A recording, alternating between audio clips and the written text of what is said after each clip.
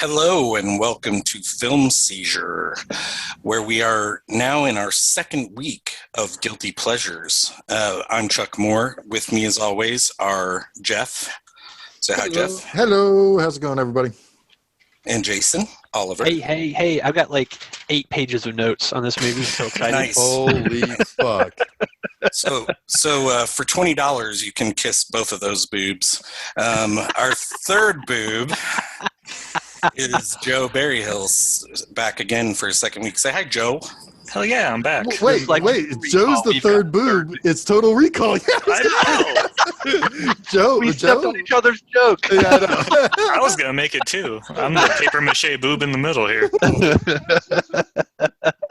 So yeah, myself and these 3 boobs from Total Recall are discussing Roadhouse. A 1989 vehicle with Patrick Swayze as he ever was, in my opinion. Oh, this is prime Swayze-ploitation at this point. Yeah. It's it was my pick for Guilty Pleasures because I don't hear a lot about this film.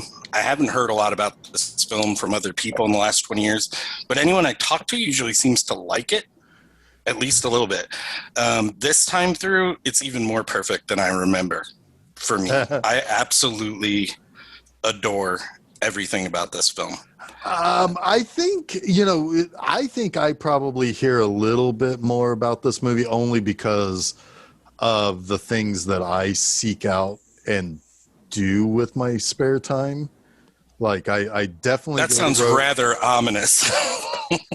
Well, I do have that whole enema gig, so it's like I plunge through the depths of movies that are anything ploitation that we could put at the end, and Swayze ploitation is the one that I want to coin because this is it. This is it, man. But no, I mean, I've seen. You're right. This is not something that is. It was covered by the people like on How Did This Get Made, like 6-7 years ago or whatever. It was. But it's not something that I've seen talked about like on Red Letter Media or on Cinema Snob or anything like that. But these are people who would say, yes, exactly for what it is. It is every bit the dumb fun that we want it to be, And so you're right. It's not something that gets, there's a lot of, it's strange because there is a lot of pop culture reference to it. But at the same time, it's not like one of the primary like front-running pop culture reference movies, if that makes sense. Right. It's definitely one of those films that has at least one singular moment that everybody fucking knows. Towards the end at the water there. It's amazing. We will get to that point. Everybody has like their favorite of 3 big quotes from this movie too. Right, and it's one giant quote too, right? Go ahead. The movie. Yeah, it's one whole. The movie is so damn quotable. but yeah, there's always like if you post about Roadhouse, you're gonna guarantee somebody's gonna comment. One of 3 different quotes from this movie probably. And if you've been reading any recent B-Movie Enema articles, I've been quoting one a lot, and I already have today. So, but yeah, this movie it's definitely we'll go with that, Jeff. It's Swayze exploitation, but it's also kind of hillbilly exploitation. It's like a redneck movie. It is in a lot of ways. It's exploitation in exploitation, and it's backed by this MGM. It's made at the tail end of the 80s, so it's kind of like the 80s last gasp in a lot of ways. It's this perfect time capsule of movie making of the 80s of Patrick Swayze's career. I mean, it's truly peak Swayze. Yeah, and this is just another prime example of Joel Silver producing the hell out of my life. Yeah. And also, let me just say that it's so perfect that this movie is directed by a guy named Rowdy Harrington. Yes. It's like that can't be real, right?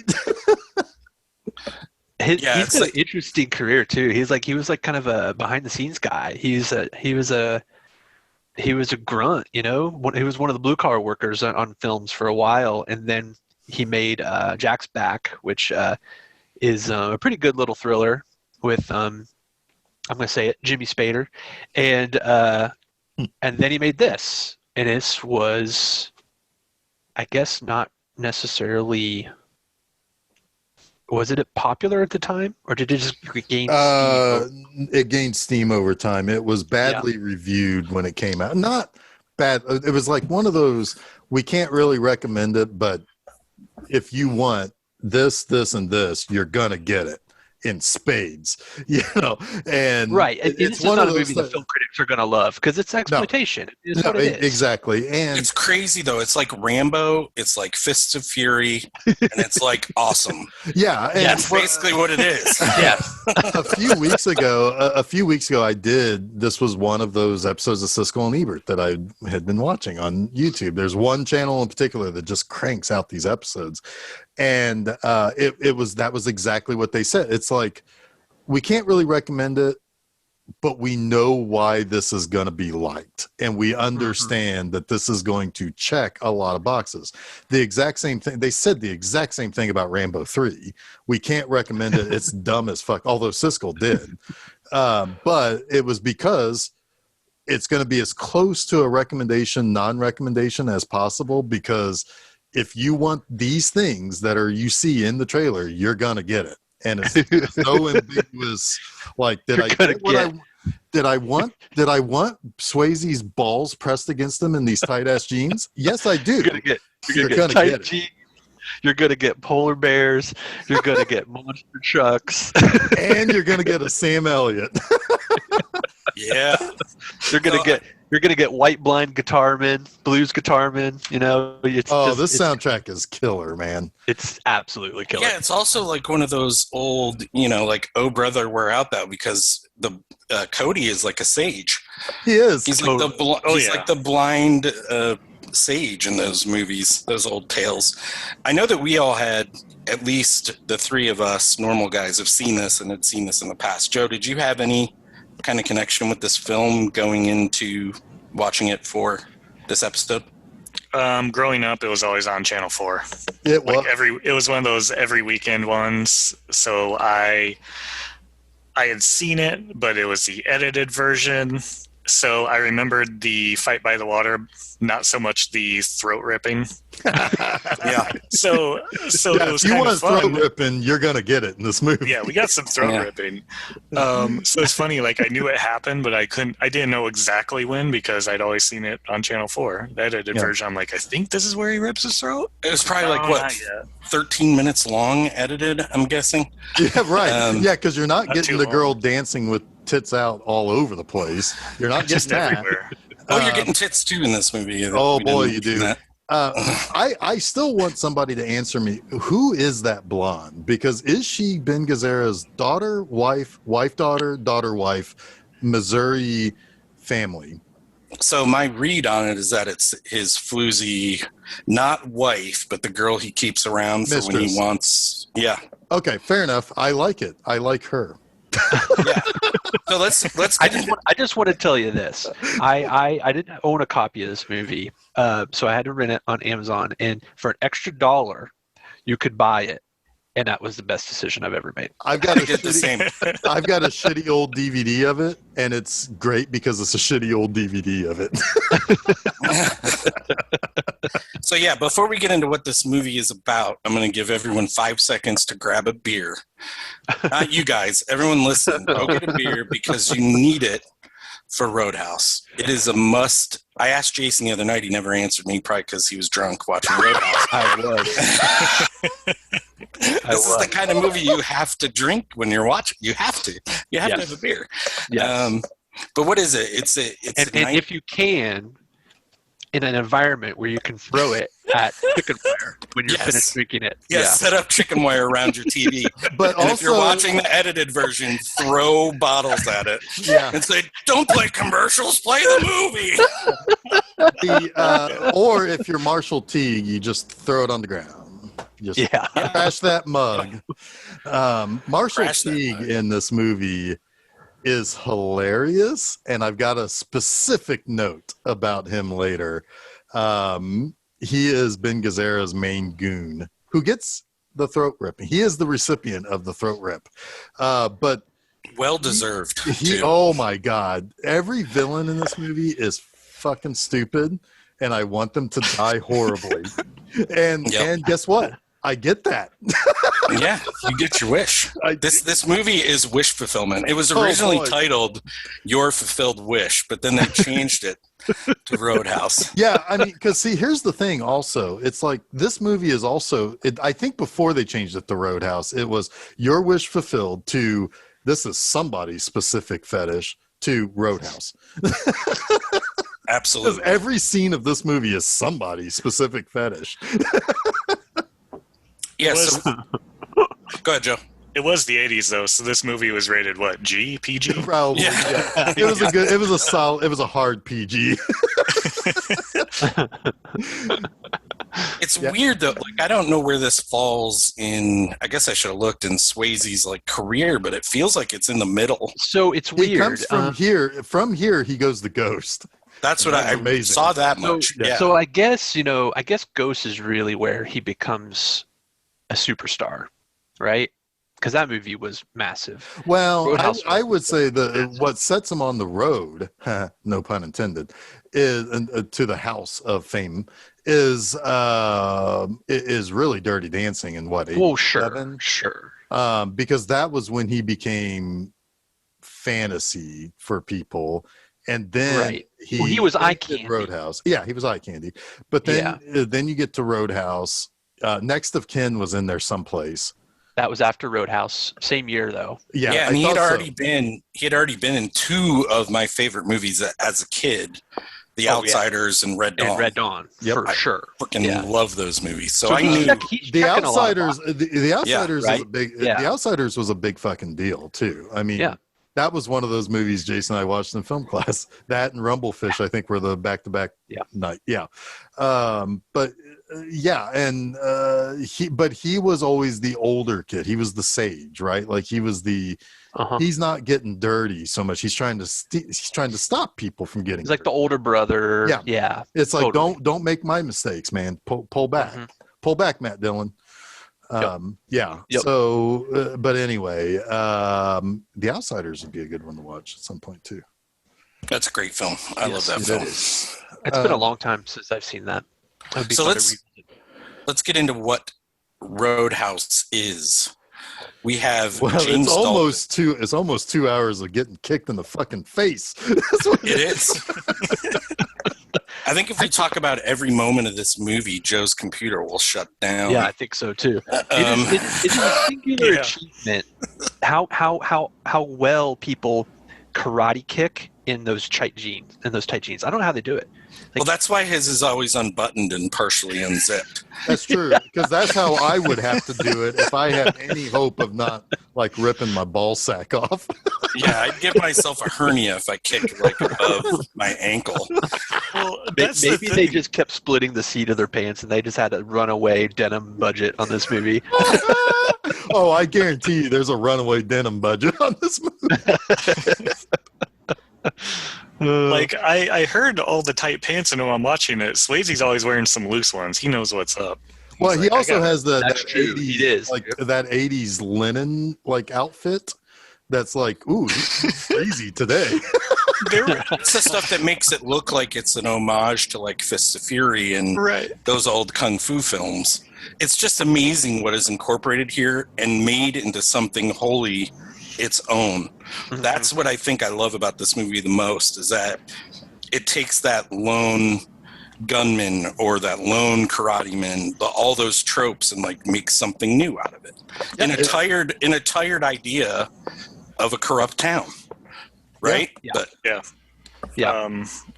Back to the outfits. There were like 3 times where they cut to Swayze from being somewhere else, and it's just like shoulders up. I'm like, oh, he's wearing a gi. It's like, oh, it's just a loose shirt just hanging out. And you know what, though? Never mind. It's like if he's just wearing a gi, I would have been like, yeah, that fits. Yeah, makes sense. Sure, why not? He's going to karate kick somebody and rip somebody's fucking throat out. So so we begin. What is it? New York? Is that where he begins? Yes, it is, because he's got a New York license plate, right? Yep. Yeah. So he begins in New York. He's working a cooler job at a bar. You kind of see him in action. He gets in a dust up, has to take some guys outside and kick their ass. He gets in the process. He gets cut on his shoulder, I think, right? And because he has to stitch himself up. Yeah, well, you're right. And in the process of stitching himself up, somebody comes to see him. Comes to talk to him. And it's Kevin Teague, who he plays Frank.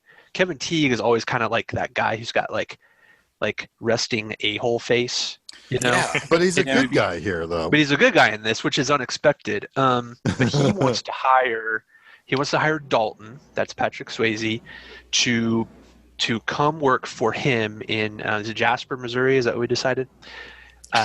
Jasper everywhere. Jasper everywhere. Jasper, USA. Jasper Hang USA.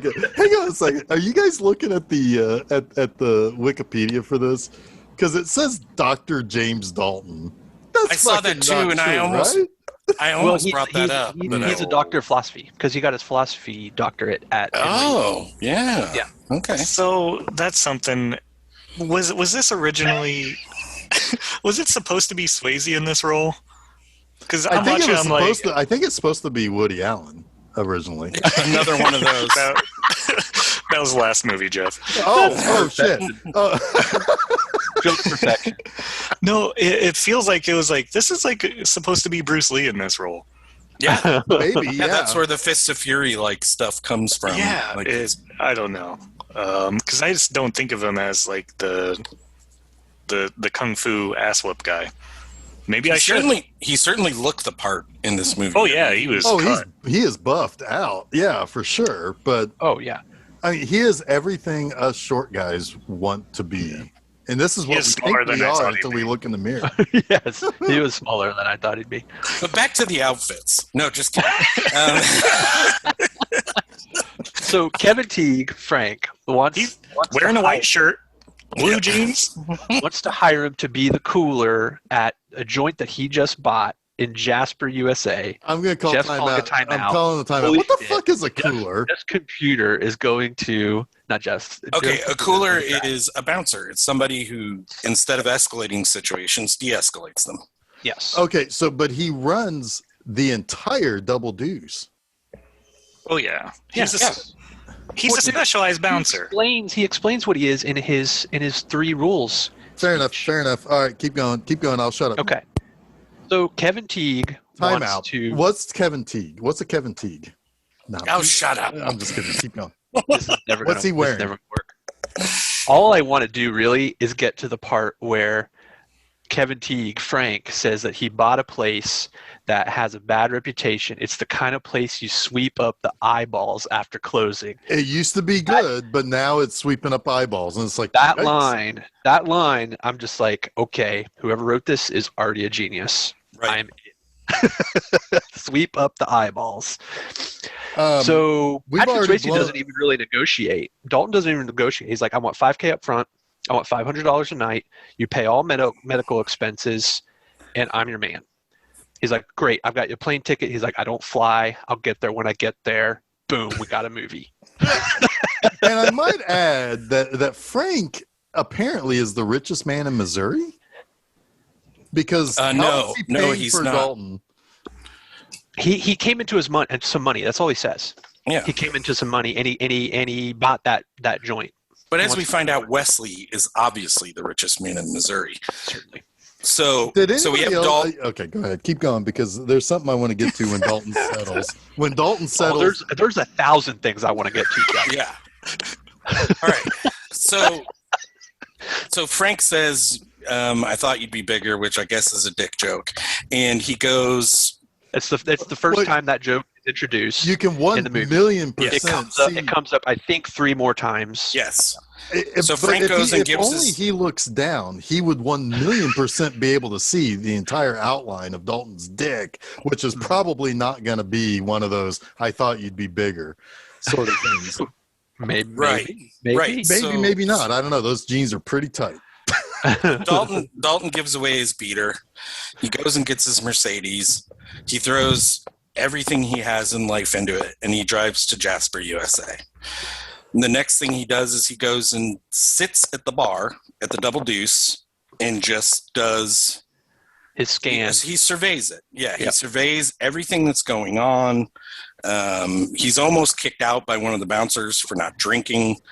But then we have Carrie Ann, who... thing real quick, and I know it's going to be a 3-hour episode, but there's a thing that is important is that I like about his character, little character building, is he's really smart about his job. He knows that he's going to get into tussles with patrons, so he doesn't drive his actual nice car to work. He drives a beater to work, and he gives the keys to the beater to the homeless guy outside of his parking garage, and he gets into a really nice Mercedes, and that's what he drives to Jasper.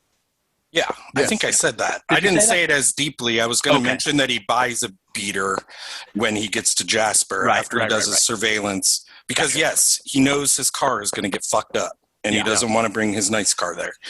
Another thing to note is Jeff Healey Band is covering Canned Heat in this scene, and it's wonderful. And Jeff Healey is great throughout the entire movie. Yes. So good. Perfect. Oh, my and also he sets the tone. Like, it really does set a tone for the movie. Yeah, each scene he is telling you what you should be feeling. Yep. So Carrie Ann, real quick, that's Kathleen Will Hoyt.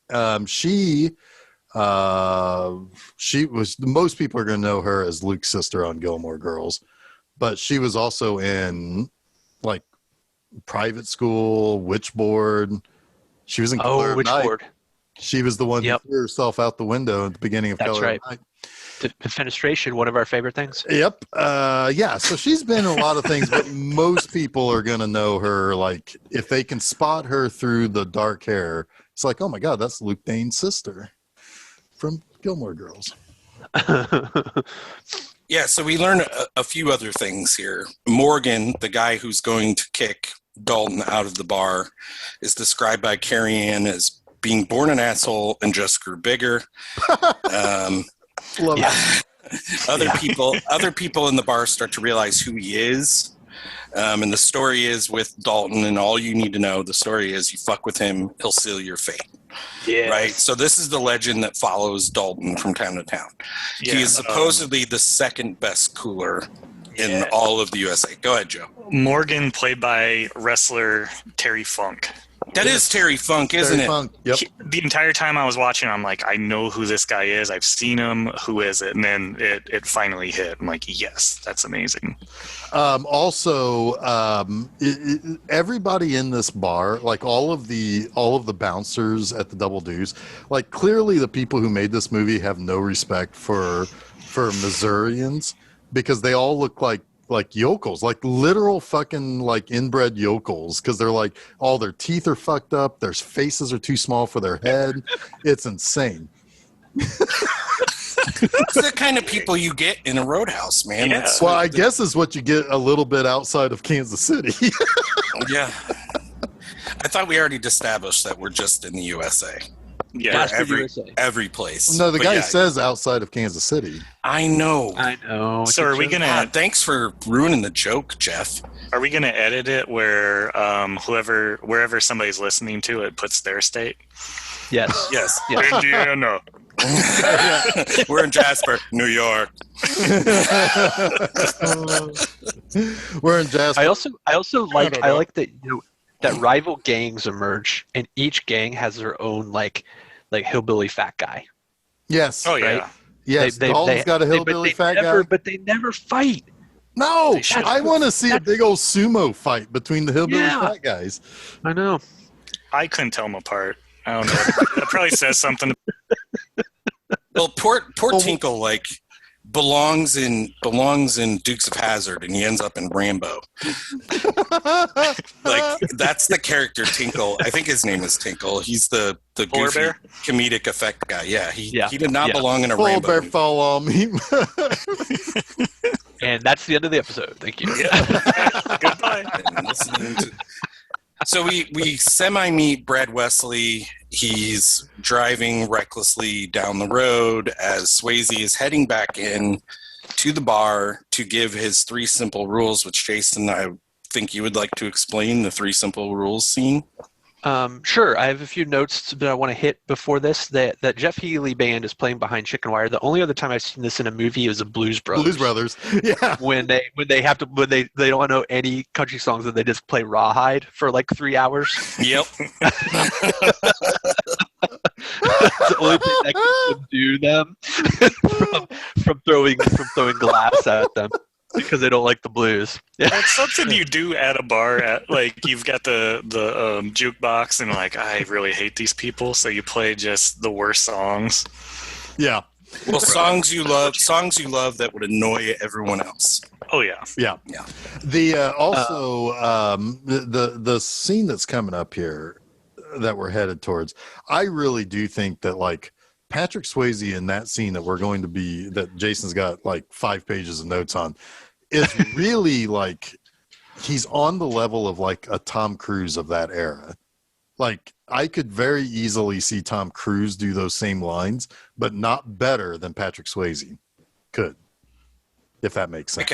I can agree with that. Like, this is kind of a Top Gun-ish era Tom Cruise kind of feel to it. Yeah. But Patrick Swayze, like, that is his demo reel, is just that three rule scene. That and the Chippendales video with Chris Farley. Intercut. Yes. Yeah. Yeah. Yeah. Well, it's funny you say that because, like, this movie got pretty well panned, like, for acting and everything. I'm like, Swayze's really good. Yeah. I never had the thought that he was bad at any point. Like, he was solid. There's other aspects of it that are, wonky, but yeah. But I mean, like, I wouldn't trust anything that is done by the Razzies, though. They just like to make fun of whatever's the cool thing to make fun of that year. Just killed this episode. All right, bye. Throat out of the fun. Ripped the throat right out of it. Before the 3 rules, he has to rent a place. He rents a place from Emmett, who runs a horse farm across the lake. Yeah, right next door from Wesley. From Brad Wesley, Ben Gazzara. Yeah, our soon-to-be villain. I like that. There's a line I like. I just really like the script of this movie. It's just got lots of just really good kind of folksy moments, and there's a couple great scenes, actually, a couple great moments with Patrick Swayze and Sunshine Parker as Emmett, when he asks him if he's if he's an honest man or something like that, and he says well, yes. It's like, are you lying to me? You'd be lying to me if you weren't. You expect me to believe that. You expect me to believe that. And he's like, nope, I don't. Nope. Can I just say, Emmett, every time he shows up on screen, he looks like he's saying in his mind, well, I'll be damned. That's the look he has on his face every time he shows up. But my favorite Emmett line, though, is when Dalton calls him sir. And he says, don't call me sir. Call me sir is like putting an elevator in an outhouse. It don't belong. Yep. Yep. And that's a pretty sweet pad he gets, that room. It is, right? I thought it was awesome. But there's no air conditioning. There's, what was the other issues? No air conditioning. No TV. No TV. No TV. No phone. No. Yeah. Which, like why would you want this? Everyone's passed on this. Why would you want it? It looks Dalton's great. Like, I'm just fucking regular dude. It's like, I'm going to screw Kelly Lynch here, so it's going to be great. Yeah, the window's wide open. This place is gonna smell like me just after I fuck the clone of me that's also a female. I'm sorry, Kelly Lynch looks an awful lot like Patrick Swayze.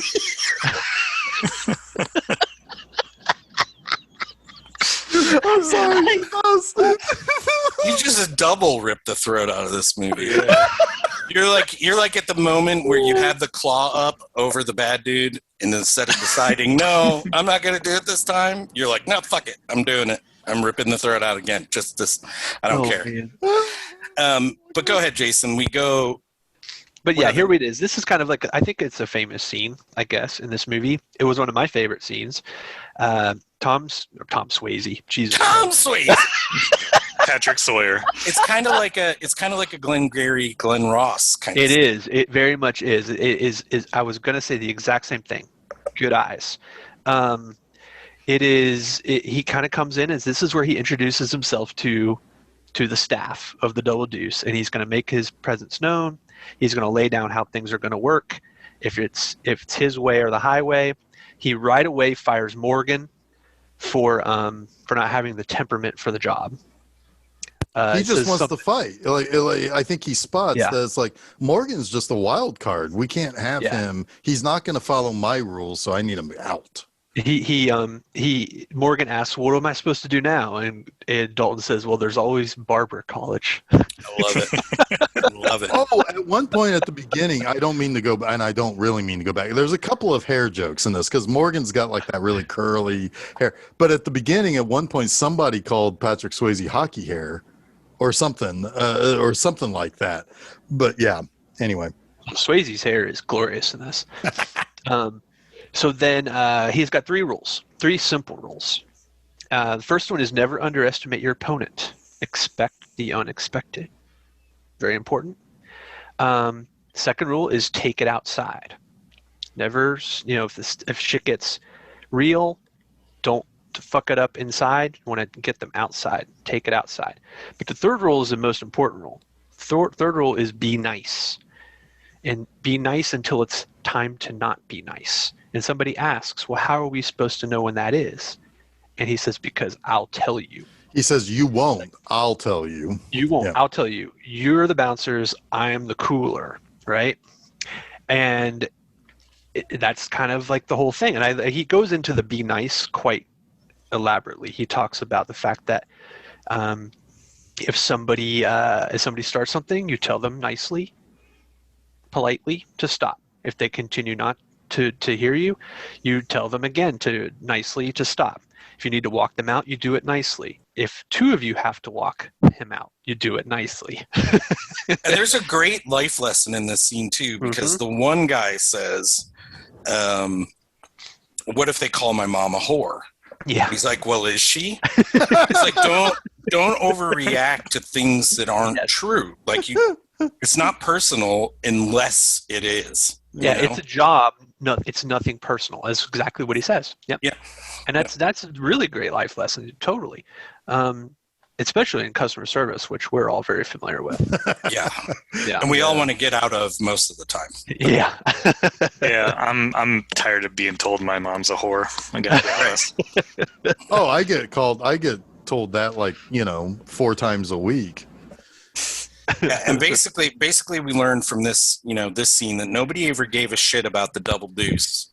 Nobody gave 2 shits about the Double Deuce until Dalton comes around. Right. That joke landed very flat. Yes. But you know what? I wouldn't change it for the world. Yeah. No. Yeah. But anyways, he's there. He's going to clean the shit up, right? Yep. He's going to sweep up the eyeballs. Yeah. Did you just double down on the poop joke? He did. Yeah. 2 shits, Double Deuce. Come on, 2 shits, Double Deuce. Then clean the shit up. Well, at one point, that's literal. I think when Sam Elliott shows up, he calls it the Double Douche. He does. Yeah, he does. Spoiler alert, by the way. Well, here's where he starts to kind of make good on his promise. I'm cleaning shit up. This is where Jeff's favorite line of the movie comes into play.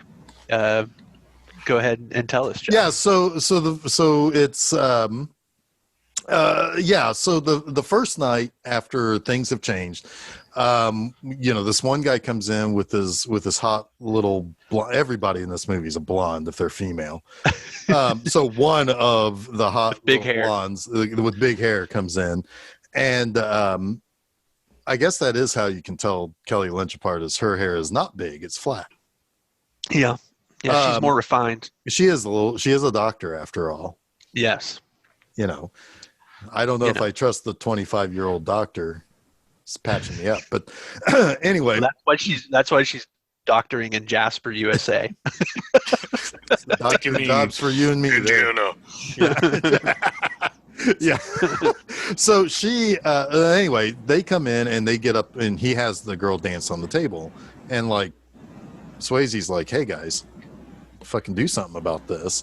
And they, and like the boyfriend or whatever is basically trying to punch the other guy or pushing him, punching him and all of this. But the guy keeps his cool. And eventually Swayze goes over when the guy pulls a knife or something. It was a knife, wasn't it? Or was it? Yes. Yeah. For some reason, it was either going to be a knife or it possibly was going to be one of those big old swashbuckling swords, like those broadswords or something. But because that would have fit in this movie too, I think. So they, so anyway, they get rid of that. He kindly helps the lady down. And he's just kind of doing his thing. He's roaming about. He's doing his thing. Meanwhile, one of the bouncers apparently is just plowing this girl in the stock room. Not apparently. Well, not apparently, like totally, and maybe for real. And he's like, "Oh, baby, I'm going to make you my regular Saturday night thing." And I'm like, "That's cool. That's so fucking cool." And then Dalton comes in and it's like, "You're out of here." And I'm on my break. Like, Stay on it. Stay on it. I love. And then he fires the bartender, and this is where you get, because the bartender's skimming. He estimates about $150 a night, and this is where we get the real conflict of the movie starts. Is with this firing of the weaselly looking bartender. He's like, "You're making a big mistake." You know, he wants to hear it from Frank, who owns the bar. Frank, you know, he's already agreed that what Dalton says goes. So he backs up Dalton and says, "Yep, you're out." But he does, and there's a reason why he looks kind of like he's not so sure about it. But. Right, and that's the thing. Like, little do we know the actual choice he's making here. Because it does have a very profound effect on what will be his livelihood and his health. Yes. Yeah, because this guy is basically the slow nephew of Ben Gazzara's, and so he's kind of the idiot. Ed West. Yeah, he's he's my mother's only son, or not my mother's only son. Me. My sister's He's me. Holy shit! There's a whole existential plot to this movie I didn't even consider. We're gonna need Dr. Dalton to help us figure this one out. Get in here with your philosophy degree. But here's another great scene, right? Because he fires him, and then Wesley sends some goons in, right, to. That's later. He leaves. This is when he leaves and he sees that his tires are slashed. Yeah. If you want which to cover happened to that me. stuff. Some motherfucker did that to me outside of Blockbuster once when I was working at Blockbuster. Probably because I made him pay like $3 a week for some bullshit, right? And they fucking not just slashed one tire but two of my tires. Pieces of shit. That's how they get you. You only have one spare. They have to make it hurt. God damn it, man. Bull.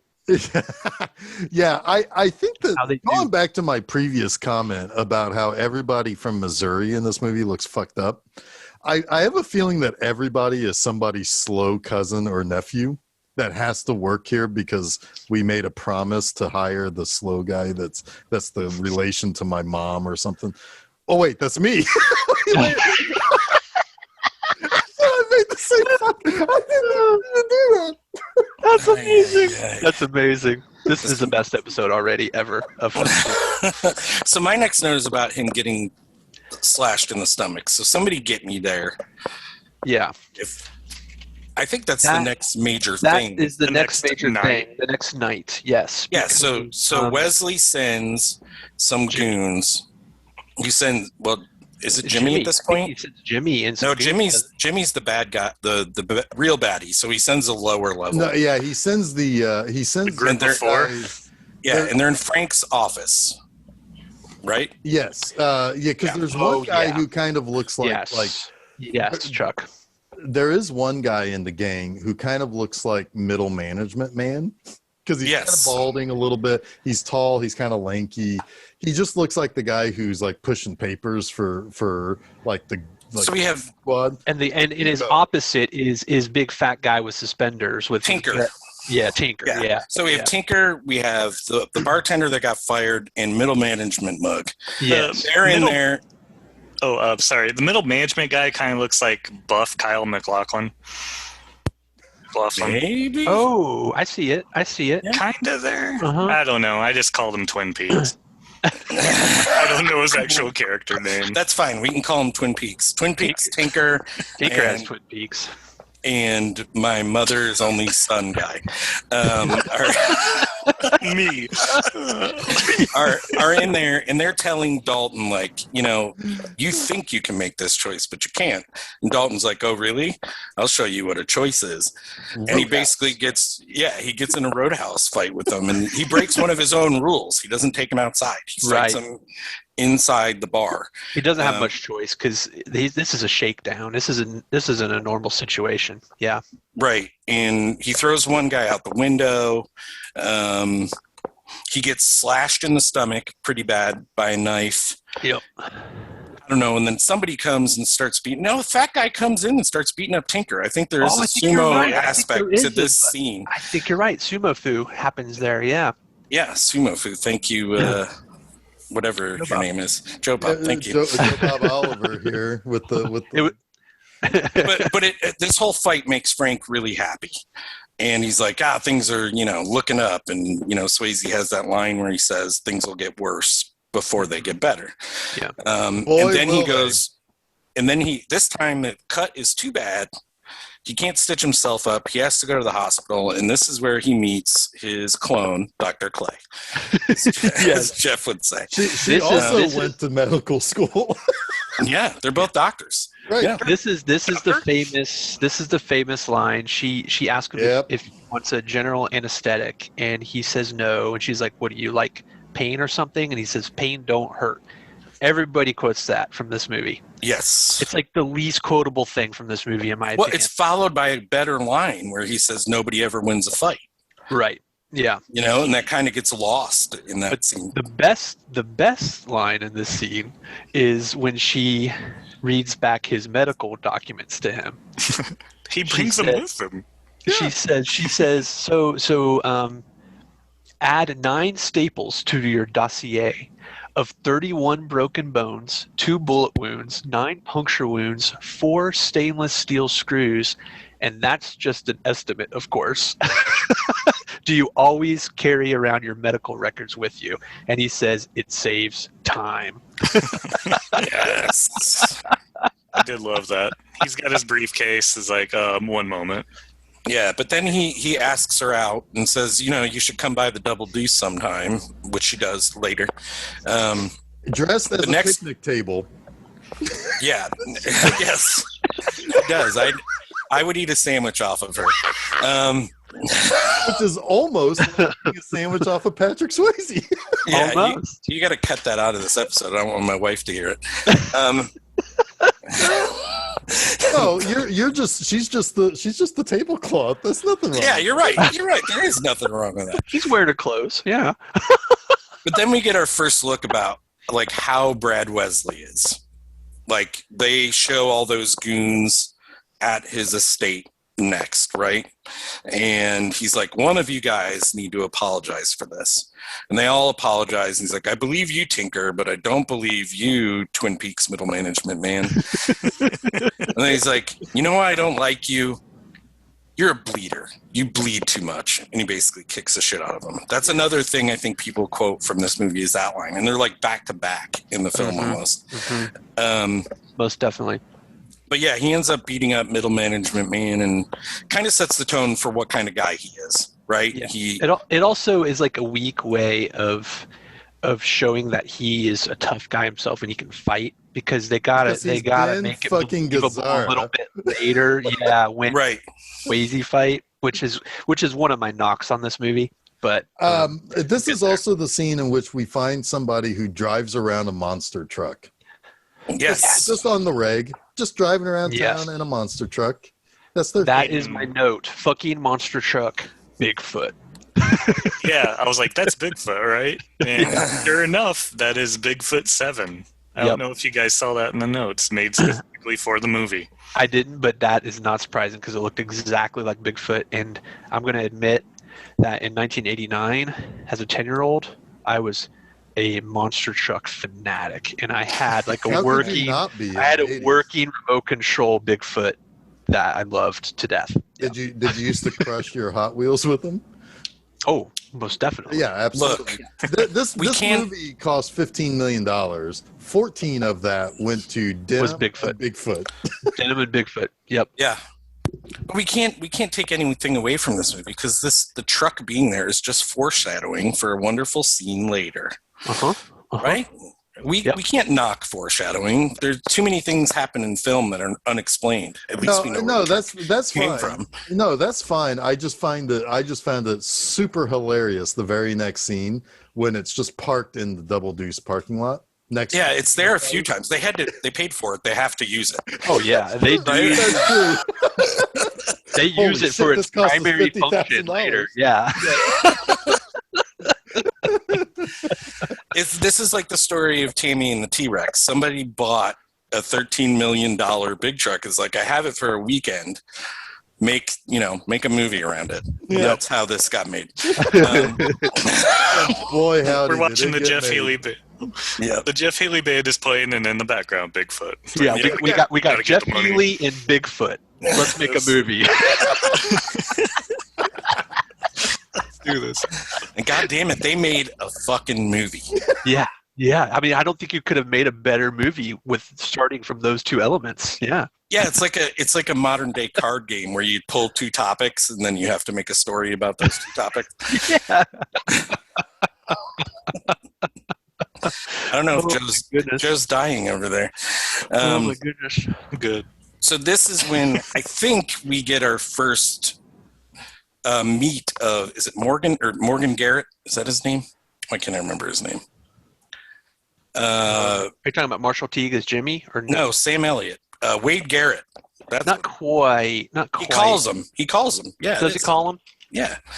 He calls him because it's like, hey man, we got a problem here. That's basically, he's looking for advice, and he goes to. He doesn't outright say it, but Garrett kind of can read it. This movie is so fucking manly; they can't even admit when they have problems. Right. They need help. You just had to call and talk for no reason, and then he wouldn't call me unless something was wrong. Yeah. Gotta call Sam Elliott at the laundromat. Yep. And he has that great line, is like, the world is so fucked up, we have to have a sign over the urinal that says, "Don't eat the big white mint." And I'm like, yeah, you ain't seen nothing yet, buddy.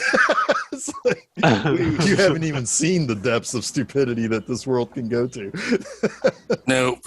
And then next, Jeff Healey, the blind, say, oh, well, maybe he has his night with Dr. Clay next, right? I believe this is when... Dalton meets with Wesley, because Wesley says, one of my favorite lines, the J.C. Penney is coming here because of me. Yeah. Yeah, and this is where... Is that the bar? I mean, no, hang on a second, guys. Is that the fucking bar for, like, your ability to be bad guy? In the 80s it was. In the 80s. J.C. Penney? Here's the thing. Let's break this down a little bit, because Brad Wesley, he's trying to bring industry to the town. He's trying to put the town on the map, right? So that's what that represents. This town ain't nothing without me. I'm bringing the J.C. Penney to Jasper, right? And that's great. All right, that's how he justifies all the evil shit he does and all the shakedowns he does. But then he absolutely 100% starts working against his own best interests from here on out. Because I guarantee you this, the J.C. Penney ain't coming to a town where fucking buildings just start exploding Right. and monster trucks start rampaging, right? J.C. Penney ain't coming. And J.C. Penney ain't going to be paying no fucking protection tax either. No. Yeah, and Dalton's like, nope, I don't want any part of this. So they go back to the bar, right? And then 4 more goons, one of which has a knife in his boot, and Dalton's like, hey, fatty, right foot.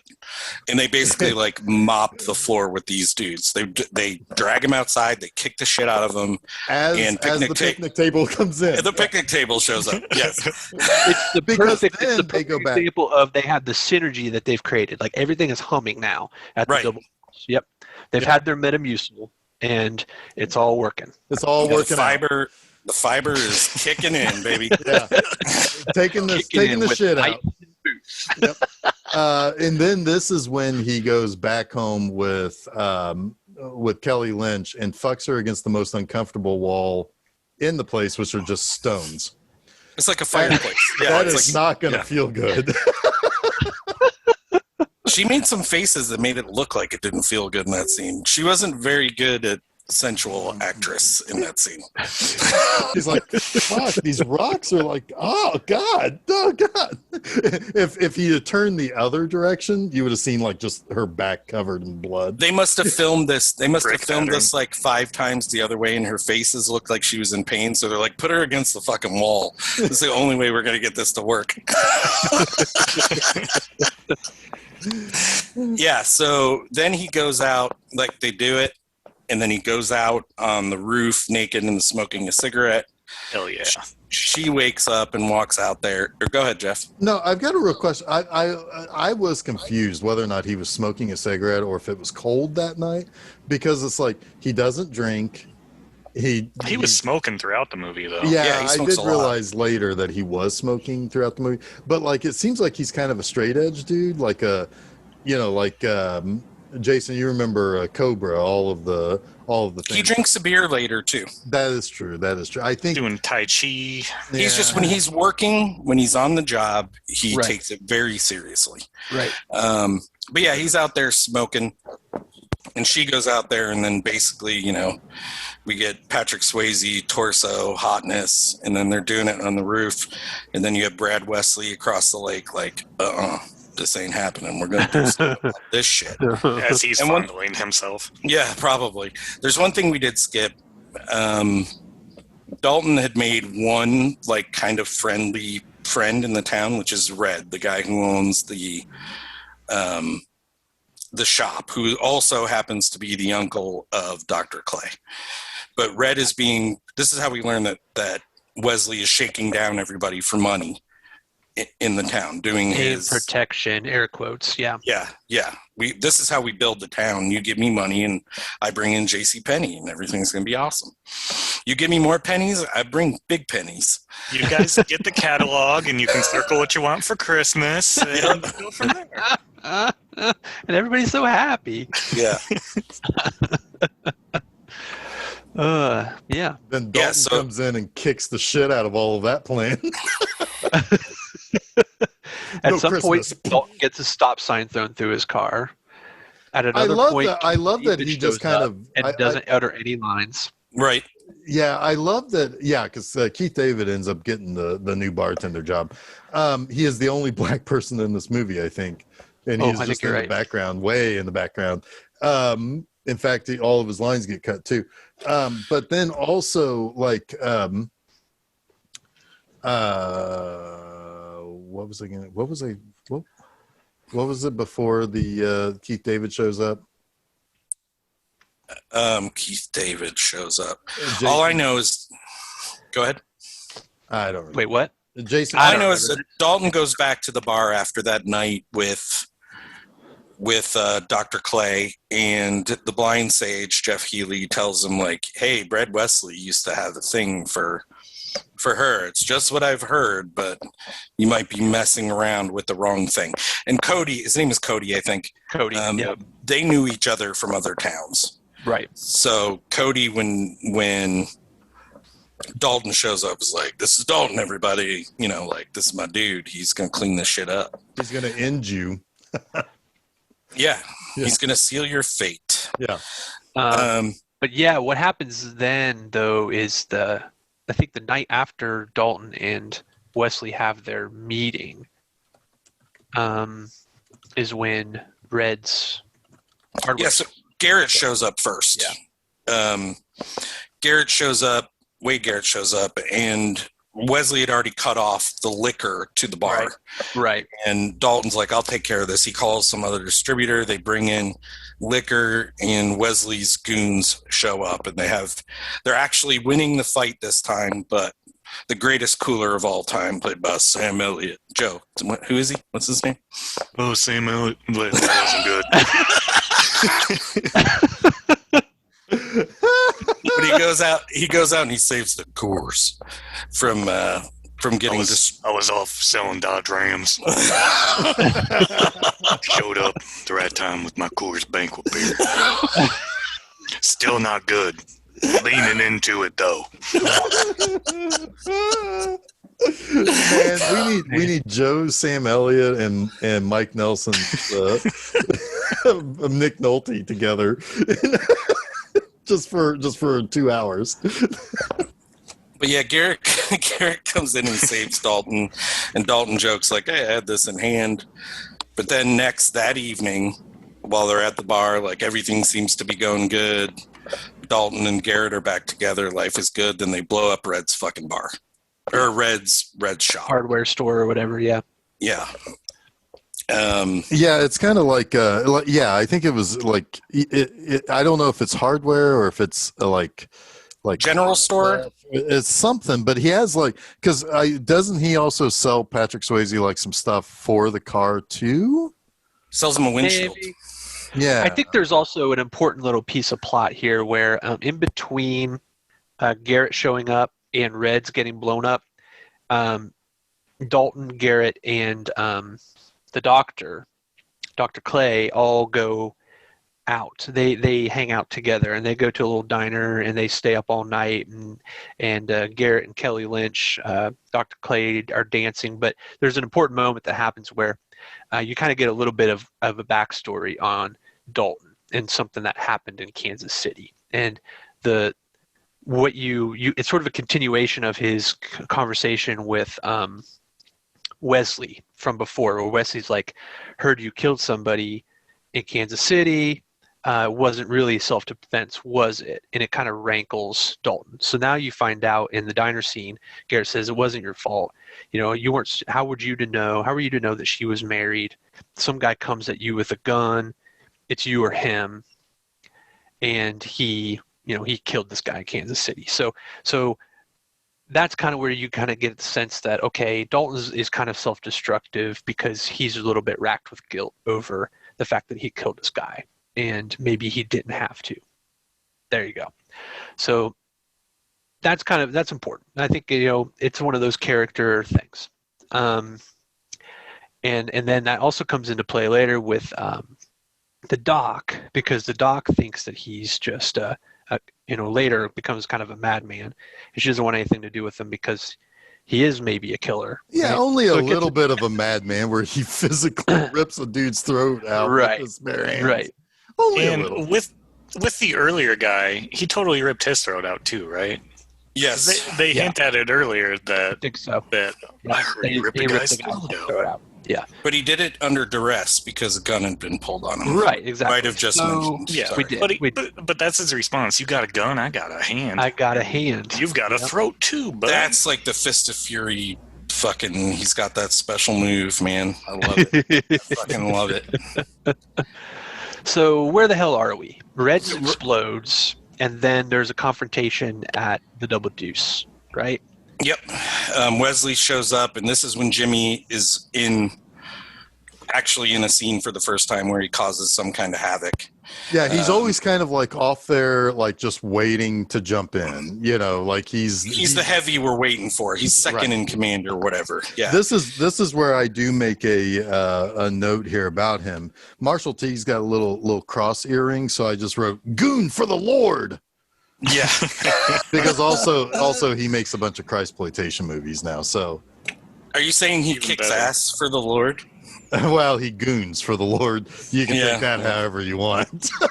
Yeah, just that reminded me of Dead Alive a little bit there. Yes, absolutely. You can take buddy, it I'll that be way. in your movie. I'll be in your movie, buddy, but I'm wearing my cross earrings. I'm bringing God with me. Yeah, so first they send up the mistress to dance on stage, right? And she does a little, striptease, blah, blah, blah. And Dalton goes over there to bring her off the stage, like to do, to be nice, get her off the stage. 3 rules. Yep, still following the 3 rules. And he finally gets her off the stage after she shows her boobs and, blah, blah, blah. And brings her back to Wesley and says, if you're going to bring a pet in here, make sure you have it on a leash. And he's like, Wesley's like, yeah, I got one of them. Speaking of pets, I'm going to let off a leash. Yeah. You said his name's, what is his name? His real name? Marshall Teague. Marshall Teague. That's a great name. But yeah, Jimmy goes out on the floor with his pool stick, and he's like, "It's like watch me do some kung fu shit with it." Yeah, I almost got in a fight with someone with a pool stick once. But my buddy Dean saved me, kind of like Dalton does everyone else in the scene. Wait, were you like twirling the pool stick around, or the other guy was? The other guy was. Oh, you should have said you were. No, I was. Were you wearing super tight jeans? Yes, and I had a bit of a limp. I was the Wade Garrett in there. But yeah, so Dalton starts sending one after another of his guys to get kicked, their asses kicked by Jimmy, which establishes that Jimmy's a badass too, right? And then Jimmy calls out Wade Garrett, pretty much beats him up, and then Dalton comes in and saves the day, and Wesley shoots a gun and is like, "That's enough. This ain't working, Dalton." This is his last message to him. We've gone past the point of me trying to scare you off or whatever he's trying to do. Now it's blood is basically the next step. This is one of those points where it's like, obviously this guy's a fucking villain in town. And it's like, nobody does anything about this. Like, I mean, nobody can prove it, right? I guess, but like there were like 40 people inside the Double Deuce seeing him shoot a gun and and sending a guy in to fuck with these people. And also, by the way, I mean, I would almost say there are no cops in this town, except for that would be a lie because they show up with 2 minutes left to go in the movie. Right. But they were called out as being under Wesley's thumb in the next scene because everyone's talking to Red and the car dealership guy is like, "Well, do you have insurance? We can build it back up. Let's call the cops." And he's like, "Are you going to testify against them?" Blah, blah. Basically, it's the town's way of saying we can't beat this guy. Yeah, this is where the movie to me it struggles. Is they have got to have this all powerful villain. And it starts to lose the plot a little bit. And not only that, but like I said before, he's working against his own best interest. He's like not just shaking people down. He's destroying businesses. He's making life unlivable in this town. Well, the reason he's doing and he's calling more attention onto himself. The reason he's doing this though is because somebody is challenging him, and he can't handle that.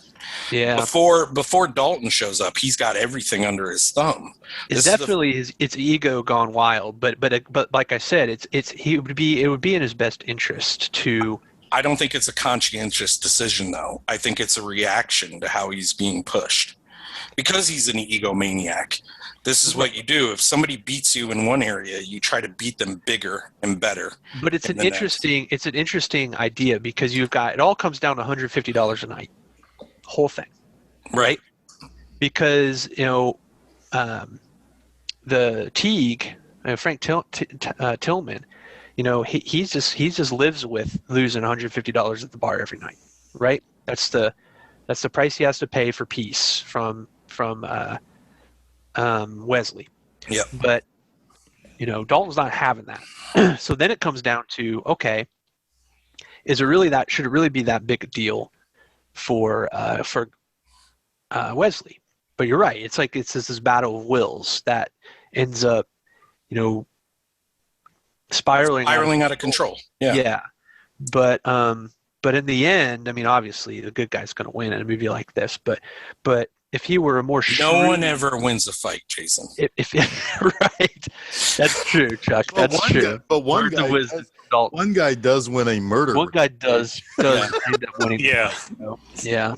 It's a murder. There's a winner. So some other ancillary things might have happened, but next big thing that happens is Wesley sends Monster Truck to the car dealership, which is that mug is huge, Joe. Heed! Now! Move! They send the monster truck through the showroom, and apparently station wagons were the biggest vehicle in the universe at that time because that's all that's on this lot. I would suspect that was the cheapest thing they could get to crush. Absolutely. I was making those joke. Definitely.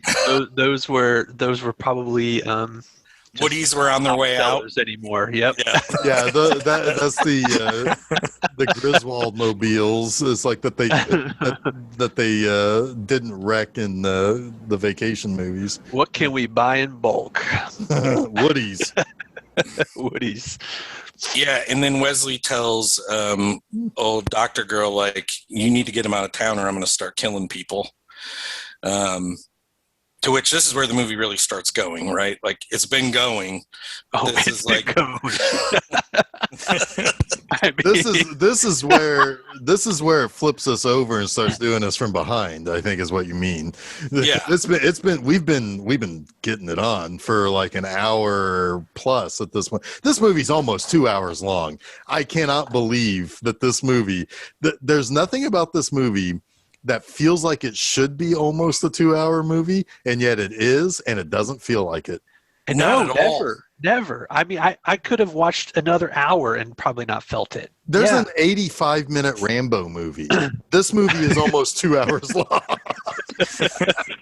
Well, this is when we get, speaking of Rambo, this is when it goes into Rambo mode.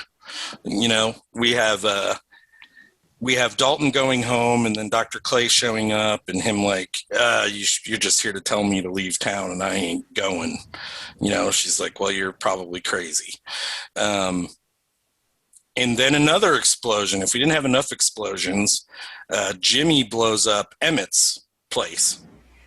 And Dalton goes in and saves Emmett, and Emmett is in some awesome fucking pajamas. Yeah. He's got full butt prospector flap. mode. Yeah, he's got butt flap pajamas on. Yeah, he's in full prospector mode. I feel like his beard was even longer in that scene. It's harder to understand. The explosions were good. Yeah. We were watching them like, huge. these are good. Yeah. They're huge. Like, what did you put in this freaking house? Yeah. Actually, I think I actually wrote a note. It's like, where are these guys getting their explosives? They're really good. Are they on are they in the militia and they're like taking the product from the camp, or what's going on here? Oh, here's my note. Jesus, what kind of explosives do these guys have access to? I think all it is that Jimmy just goes in and finds the load-bearing explosive wall and then just punches it, and then he throws in the holy hand grenade of Antioch. Yeah. I mean, because he does goon for the Lord, so yeah. Yes, he does. We watch Commando, and the explosions in Roadhouse are better than the explosions in Commando. They really are. Guys, this is the best movie ever made. I don't know if you know that. AFI be damned. This one is fuck you, Citizen Kane. Roadhouse. Yeah, Roadhouse. I mean, I know what I'm watching tonight. I don't know about you guys. Roadhouse again? Roadhouse 2? Watched Roadhouse. I've never seen that. I would. Oh, that can't be good, right? I'm not gonna. No. I'm watching Dirty Dancing. What about Dirty Dancing 2? Havana Nights. Hell yeah. Yeah, so speaking of Dirty Dancing, Dalton's like, nobody puts Emmett in an explosion. And he runs down a motorcycle. Yes! And he flies, and there's 2 like drop kick scenes in this that rival Last Action Hero. But he dives over a hill and takes Jimmy off of his bike, and this is where we have the moment that everybody knows that we've talked about a million times: a good fight on the water, followed by Dalton ripping Jimmy's throat out. Well, wait, I've got lots of notes on this scene here. Yeah, Jeff likes to break down the fights here. Yeah, he's like, sorry, you had mentioned this so many times before. Well, I know, but it's like the John Boy of the action sequence. Hey, Jeff, before the fight, when Homeboy and his motorcycle rolls out like he's Waluigi or whatever, he is laughing. I'm gonna win. I was cheering out loud. I'm like, get on a horse. Oh my God! Right? With the horse. I really wanted that. I was disappointed when he was on foot. The horses are right the fuck over there. Get on one, Dalton. They like you. The horses like you. You said that earlier. Yeah, you don't like them. They like you. He also utters one of my favorite lines in this scene when he says, "I used to fuck guys like you in prison." That's one of my notes. Sorry, Jeff. I was about to say that this was someone's specific. This is one of those. This is someone's specific fetish scene. Because he does say, "I used to fuck guys like you in prison," and I sat there and I thought. I actually paused the movie and I thought about that for a second. And then I said, Hey, no. he didn't really think that through, because that's not what you want your tough guy to say to your hero. It's a Happy Gilmore moment. It kind of is. It's like, you fuck guys like me in prison. Like at that point, the fight should have ended with Dalton like cocking his head, and it's like, you used to fuck guys like me in prison, and then Jimmy like kind of kicking the sand, and it's like, yeah, that was kind of dumb for me to say. That was stupid. I should have said that. I think he actually did, though. That's the thing. Oh no, I'm sure he did. I think he literally meant it literally. I'm sure he did. Listen, man, it's what I do. I don't care. I'm crazy. But so he does pull out a gun also at this point, and he's like, we're going to do this the old-fashioned way. And he like he shoots, and Dalton dodges it, and then rushes him and rips his throat out. To which Doc is like now pissed, and it's like, lady, he had a gun. If he didn't rip the throat, he's going to be shot, and you too probably. I'm just saying. Sometimes the throat ripping is indeed a valid choice. This is the part of the movie where I'm like, this is where you throw out all reason to enjoy. Like, you should have done it probably. Yeah. You probably maybe should have done it earlier, but now you definitely need I to. threw it out the moment when the movie began, and the first thing you see was the hot babe high heels coming out of a car, and I'm like, all right, reason's gone. For me, the moment is the monster truck car dealership scene. That's when I realized. You waited that long? I gotta go with it. No, because it honestly does make a lot of things make a lot of sense. It's ludicrous. But it logically follows. The car dealership scene for me was when I wrote down the note. I think this villain is stupid. Well, I should say I threw out reason before I even got to the scene of Hot Babe walking into the first bar that Dalton works at, because I sent Jason a message saying this movie instantly broke the sexy dress quotient meter on this movie. But the very cover of my shitty DVD, which I will never replace it with a better version of the movie, it says, "It's last call for action." And I mean, they're right. Has there been a better action movie since Roadhouse? No. That's hyperbole, obviously. Guys, but so the throwing reason out the window, I don't think I could. Yeah. I'm trying to think when I did, and I think it was the polar bear on the Fat Man. So it was later for you than it was for me. That's so great. It was. Yeah. I was like, he's just murdering these people nonstop. But it was the polar bear, like doing that guy in. Like, I thought he killed him at the time. I'm like, okay, I'm done with this. There's something good next because Wesley after Dalton carries. Do you have any other notes on that, Jeff? On the Jimmy dying we scene? can go ahead, Jason. Oh, I have one note. Sorry, I stole your thunder, but I do have one note. I wish I knew what it was so I could steal it. I love how Kelly Lynch goes out and turns Jimmy over, right? Like he might be worth saving. And then Patrick Swayze, Dalton, turns him back so his face is back in the water and drags him further in as he challenges.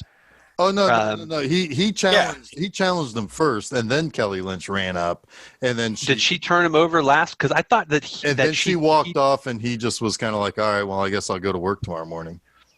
All right, I don't know. I could have sworn that he. I think it was the other way around. Yeah, I think the scene ends with him walking into the water and yelling Wesley. But, okay, so maybe okay. But anyways, next Wesley calls Dalton. And this is a really cool scene because it goes back to the rules that Swayze laid out in the beginning of the movie of never underestimating your opponent. Expect the unexpected. Because Wesley's like, well, heads or tails, either Garrett or the doctor's going to die, right? And he flips the coin and he says something like, wouldn't you like to know what happens? So then next we see Garrett walking in, and we kind of skipped a scene with Garrett, but it's really not all that important, I guess. Walking in, and he's been beat up, and he says, there were only 3 of them. So Swayze, Dalton, assumes that, okay, well, if he's still alive, then the doctor, it landed on the other, whatever the other option was, I have to go save her. And Garrett's like, I want to go with you. He's like, no, you stay here, drink a beer. I'll be back. We're going to leave town, So he goes to the doctor, and obviously she's understandably, Jeff, you make a good point that it was self-defense when he ripped the guy's throat out, but she's like, you're crazy too. I want nothing to do with you. I mean, I also agree with that. He is incredibly insane at this point. He's unhinged. Because he does go and kill 47 more guys in all a day. In 24 hours, he kills 47 guys. Yeah, but not yet. Awesome. He's willing to leave at this point. He's willing to accept defeat, and he wants to save the doctor and save Garrett, right? He says, we're going to leave. And I think I believe him. But then he goes back to the bar, and Garrett's sleeping on the bar, and he's like, hey, I said 1 beer. Yeah, and then you find out. Yeah, we find out. Was it wake up, motherfucker? Something like that. Yeah, I think so. And then he turns him over, and he's got a knife in his chest. With a note that says, it was Tails. It was Tails, indeed. And so he pulls that knife out, and there's a nice little shot of blood running off of him. Just to kind of make that a little bit more realistic, even that, his friend is dead. It has now come to bloodshed. So he takes that knife, and what's he do with it, Chuck? How does he break the defenses of Wesley's joint? So it's significant because now we know that this has moved beyond him just being a cooler, because I think it was still in that realm, because now he's like, I'm willing to destroy my Mercedes. Right? He's like, I'm going to take my car that I've had covered up the entire movie, and I'm going to fucking send it into the compound. It's seemingly the only thing that he really cares about is his car. Yeah. Yeah, and now he's like, fuck the car. We're going to send it in as a decoy. He sticks the knife in the accelerator. The car goes in. Bad guys shoot it like crazy, and it blows up. Somehow, magically, while the car is driving from whatever location it was at, Dalton ends up in the building. He did run down a motorcycle earlier. Yeah, he's fast. So he is pretty fast. He is pretty fast, and I do think his car probably had like a transporter, like the Enterprise. And he's like, maybe. Yeah, it's like I'm Patrick Swayze. Of course I have this, and he just beams into the place, and then he starts murdering everyone. And at this point, I'm in. And this is where I feel like that hour that Jason said he could have lived with, they could have fleshed this scene out. Oh, yeah. God. Because they had, what's his name, just discovering dead bodies instead of us. Way too fast. Yeah. It's all nothing. Yeah. Give me more. Give me 30 minutes of this. Just give me rip throat after, rip throat after rip throat. It makes me wonder if there is an uncut version somewhere where this scene with those murders that he commits against whatever Jeff said 47 other people actually occur. I think there is. I mean, we know that Ernie, not Ernie Hudson, Jesus Christ. That's what I said. So this is funny. This is really funny, and I guess a little bit stereotypical. But got cut from this movie, so yeah, there's definitely a longer cut. What are you saying, Chuck? I told Stephanie, I was like, oh, look, it's Ernie Hudson. She's like, that's not Ernie Hudson. I was like, no, that's Never Steal Another Man's Fries guy. And then they called him Ernie. His name is actually Ernie. His name is Ernie. And I made a mental note of that, and I think I'm going to blame it on that. We're going to go with that. Yep. So director Rowdy, he had a choice to make. All of the boring stuff early, I could cut that, or I'm going to cut where Dalton decides to start murdering people and Rambo and really cool. He chose very poorly. I'm going to make you defend that decision because there's not one boring moment in this entire movie. Hey, what would you cut?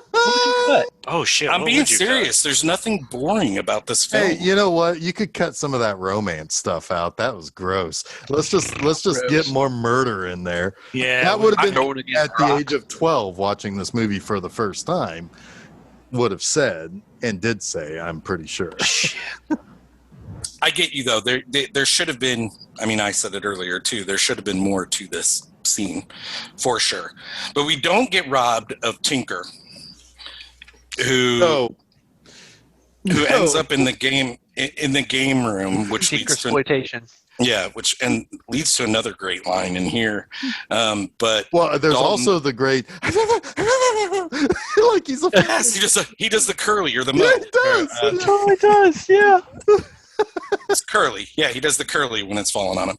He's anyway, he gets fallen on by the polar bear, and Dalton says that suits you, or you two are meant for one another. You're made for each other. You're made for each other. It's classic. Yep. Classic. But then Wesley's like, I see you found my game room. The only thing missing is your ass, which I fucking love. It's like, once I'm done with you, I'm going to hang your ass on the wall next to the antelope head. And here we go with that. I'm willing to bet when the representatives from JCPenney's comes over and sees just a male man ass on the wall, and they'll be like, we're gonna go someplace else. We're gonna go to Jasper, Nevada. We're gonna go to Ferguson instead. Yeah. But this is where you have that Ben Gazzara versus Patrick Swayze face off, which just doesn't work for me. Yeah, this scene, instead of it being scored by Michael Kamen, it should have been scored by a whoopee cushion, because this is how I kind of felt at this point. It's like, this old man ain't got shit on Patrick Swayze. Right. Yeah, the entire time watching, like, come on, this isn't a fight. The only way they could make it seem like a fair fight was he literally shoots him in the arm to begin it. Yeah. Like, there it's shouldn't like have been a his fight. arm behind his back. Yeah, and still, I'm like, you've got two arms, you've got one arm, two legs, or you just don't cast Ben Gazzara. You cast somebody else, right? I mean, Ricardo Montalban. That would have been perfect. I would have gone for that shit. Fucking con up in this bitch. Start reading Moby Dick quotes at him. But yeah, it does serve a purpose though, right? Because Ben Gazzara, Wesley defeats Dalton because Dalton decides not to kill him. Oh, must not rip throat. Yeah. Yes. That's where, we get our redemption for the Dalton character. He isn't a monster. He really was defending himself in these other scenes. But at this point, what's he going to do? Is he just going to die? Like, is this his plan? Is this a suicide? I think he assumed he would get, like, arrested, and he defeated him enough that he wouldn't be able to get up. It's kind of a stupid decision, but it leads to a cool, I guess, part of the movie where the town comes. Yeah, fucking lynching happens here. The town comes. It's not a lynching. He had a gun. That's the whole motif of this movie. Everyone that gets killed had a gun. Most of them get their throat ripped. Yeah. Sometimes they got a polar bear toppled onto them. Yeah, but so we find out after that the townspeople kill Gazzara, the Tinker didn't die. Yeah, he's kind of squirming around in the background. Yeah. And one of the hokiest moments of the whole film happens. It's true, the hokiest. And they end on it. I really do feel like this is where you are. It's totally understood that this movie is entirely aware of what it is. Right. When this line is uttered. Yes. This is a Walker, Texas Ranger moment. Yep. So the town people shoot Gazzara. The cops come. Everyone's saying, I didn't see anything. I didn't see a thing. I don't know who shot him. I didn't see anything. And then they look at Tinker finally, and they're like, did you see anything? And he looks up, and on the wall are the see no evil, hear no evil, speak no evil monkeys, which is so dumb and awesome. He doesn't know what the fuck. No, he doesn't. Has no idea what those are. He doesn't know what 2 + 2 is. But then he says, a polar bear fell on me. And everybody starts to laugh, and they might as well did a freeze frame on high fives and then roll credits. So like I said earlier, Tinker belonged in Dukes of Hazzard, not in Rambo. This is a total Dukes of Hazzard ending. Totally. To this movie. And I still love it. No, it's fine. Yes. It fits. It's fine. It's the punctuation. It is the exclamation point on this movie, and it fits. It fits. Yeah, and then we find out that Dr. Clay is like, I don't think you're a psycho. I'm going to swim nude with you in a lake for the rest of our lives. Wow, Jeff Healy breaks it down. I get it. Yeah. There were two things in the fight that I thought were great. When all of it and everything? When he throws the spear at him. Oh, yes! And it just moves at that perfect trajectory. It doesn't drop. It just goes. It's like when kids. It was fired out of an air gun. Yeah. Almost as if Ricardo Montalban threw it. Right. Like when the kids do like the string with the straw and the balloon, and they let go of the balloon, and it just moves like on the string. Like that's all I could think of. And Dalton just goes like this. Yeah, like well, he'd already dodged a bullet. Like, what the fuck is a spear gonna do? He's like, this is nothing. See ya. And much. The meaty chunks hanging off of Leslie when he gets shot by the shotguns. Oh yeah, just chunks. Yeah, absolutely loved it. Love it.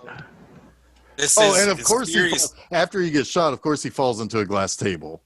So add that to whatever tropes we need to. That's what killed him. Oh, the glass table. The glass table killed him. 80s cliche killed him. I don't care what anyone says.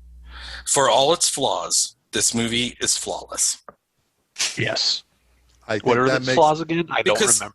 And it does not matter. Even the things, even the things that you would normally in a normal movie say that doesn't work. What the fuck is that? Like you're like, okay, I get it. And that for whatever reason, and maybe we are one of few people that are willing to accept that. Any other movie, I'd be like, that's the dumbest fucking thing I've ever seen. Hey, but in this movie, I'm like, it's great.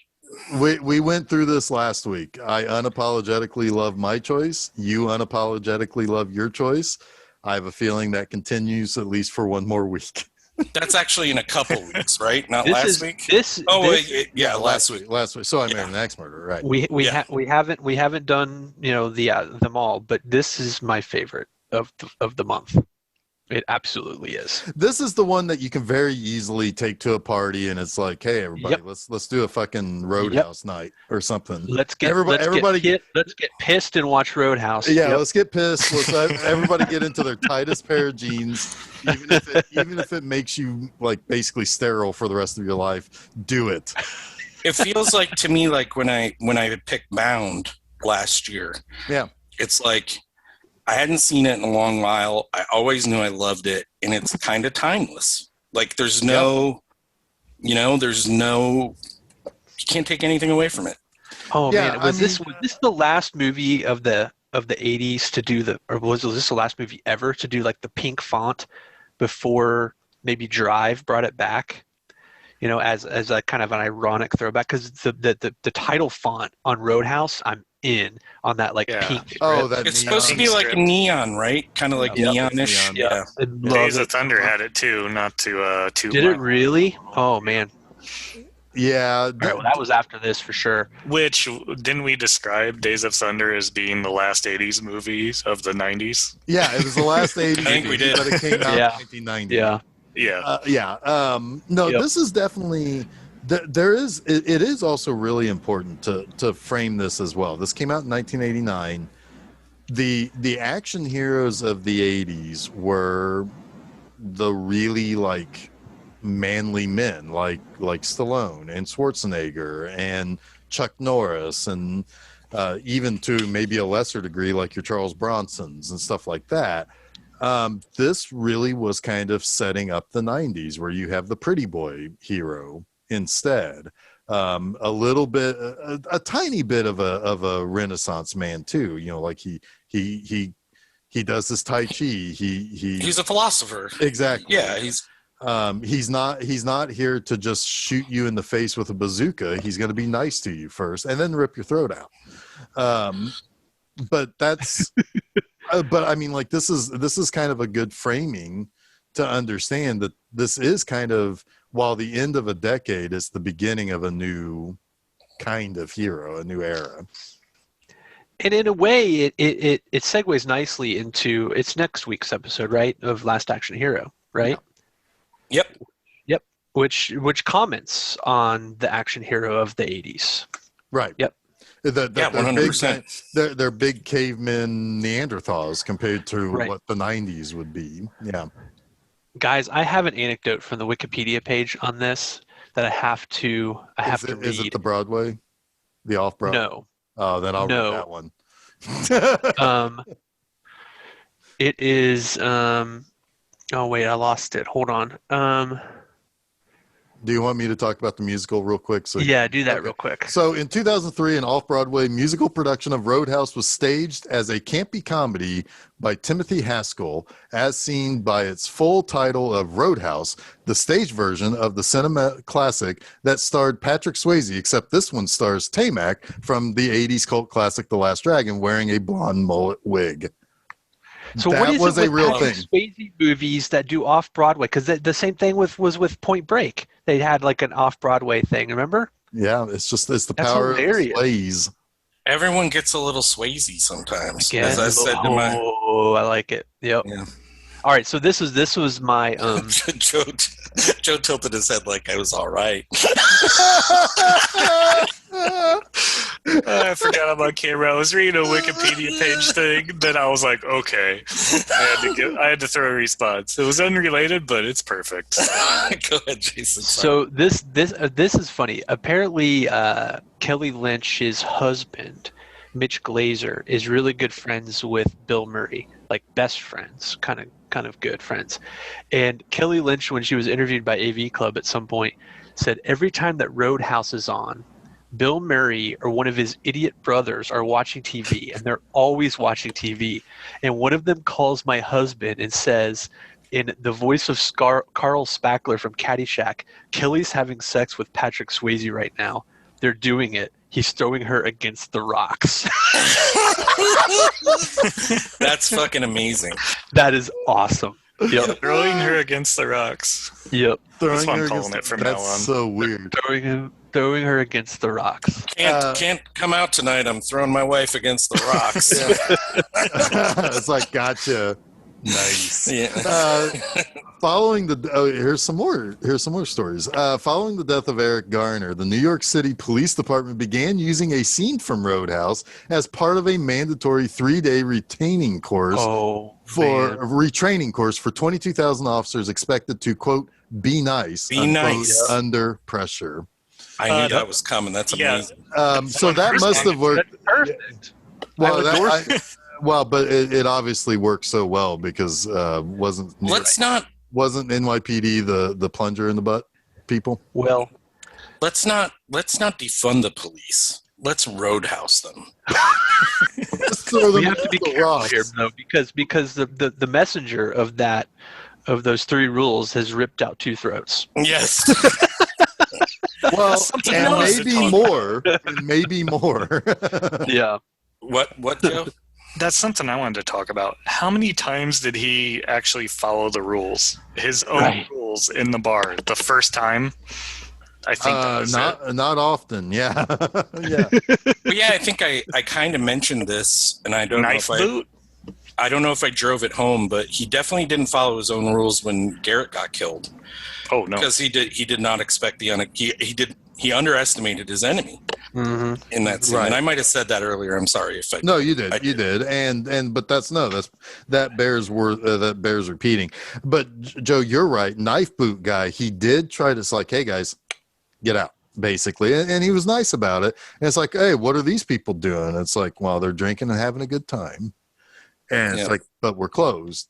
Get out, basically. And when the guy was belligerent, that's when he broke his fucking leg in 2. Yeah. In 2 pieces. Like at one point, he had the other boot in his hand. He was like, ah! But then, he was going to give that leg to Garrett. Then I realized that was my dream from last night. So never mind. But it's the classic, do as I say, not as I do. Yes. You know? Yep. And everyone's parents and Patrick Swayze has said that to them. Well, in fairness, Patrick Swayze has said that directly to my parents. Yes. I remember when I was 15, I was sitting around the house, and next thing I know, Patrick Swayze was like, do as I say, not as I do. Pulls up a chair, sits in it backwards. It's like, hey, kid, why don't you just do as I say, not as I do? And he left in his Mercedes, and that was it. Yep. But in fairness to Dalton, the rules are for the bouncers, not for him. That's what I'm saying. Do as I say, not as I do. Yeah. But yes, exactly. Oh, but shit, you got me. He when they're not supposed to be nice is when he tells them, and that's when he steps in. So yes. Yeah. Okay, at that point he steps in, and they're his backup. Yeah. Damn it. So one other joke that's probably going to fall flat on his face because Stephanie didn't respond well to this one. I have to bring up when he was on the roof after their sex and he's laying there and you can see his belly button. Steph's like, he's got an Audi. And I'm like, no, he has a Mercedes. Oh my God. Oh. Yeah, I don't want to look at that belly button. I'm okay with something. It. I approve it. Thank you. I should have gone with that one instead of the t-shirts. Oh well. I like that one. Oh boy. Well, this is a good flick. Yeah, good job, guys. Can you not graduate to call it a film? It's only a flick, Jeff. Oh, it's in your eyes. No, it is a flick. There's no way this is a film. This is at least a movie. I'm going to call it a flick because it's a fun time. Everybody get together and let's have a roadhouse. Now, I think when the pandemic is over, let's show it on a wall. Yeah, let's show it on a wall and get fucking pissed. Fuck yeah. So, yeah, behind the curtains, but we should have another, I guess it was called Force Fest then, but we should have another film Seizure event, and this would be a perfect movie for that. I agree. I agree. Definitely put this one on there. I'd be all right if we included, I'd be all right with the Swayze Fest. Put this and Point Break together. Get crazy with Swayze, baby. Exactly. The craze with Swayze. Swayze summer. Sorry, go ahead. So, Jason, what's next week? What's next? Oh, man. We found it. Whose pick? The next week's pick is Jason's pick, correct? Yeah, that is correct. What do we got, Jason? We got 93. Back to 93. Kind of back to 93, kind of definitely in the shadow of a big old Brontosaurus and a T-Rex. Last action. Holy crap, you guys, it's a dinosaur. Yes, Last Yes, Action Hero. Last Action Heroes. Schwarzenegger. Again, we do enjoy ourselves some Schwarzenegger, some Arnie. We do. We do. I'm looking forward to revisiting that movie. By the way, we've already recorded it. We've already talked about it. It's great. It's fun. It's a good episode. It's a fun time. It's a fun time. I would say in 2 weeks when we talk about Dick Tracy, that gets really fun, really interesting, very contentious, very contentious. What Dick Tracy needed was an animated cat.